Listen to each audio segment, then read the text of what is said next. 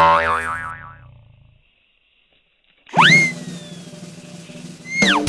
and tea.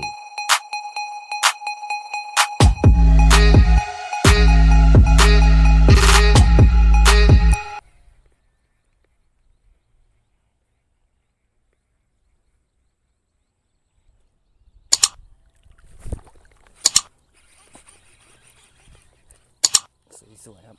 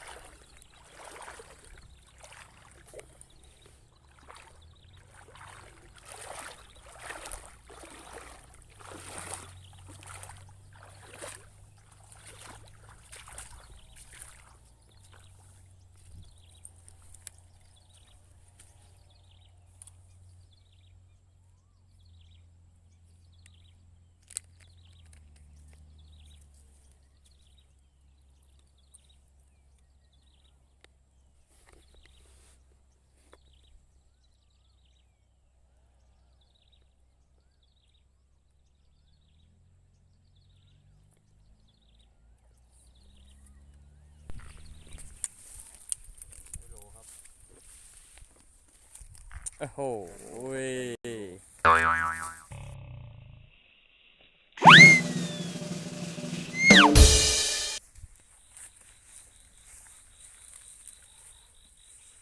เขาไม่ได้เศร้าก็ดีแล้ว กัดอีกยังครับนี่กัดอีกยังครับนี่ หมานลงคอครับ โอ้โห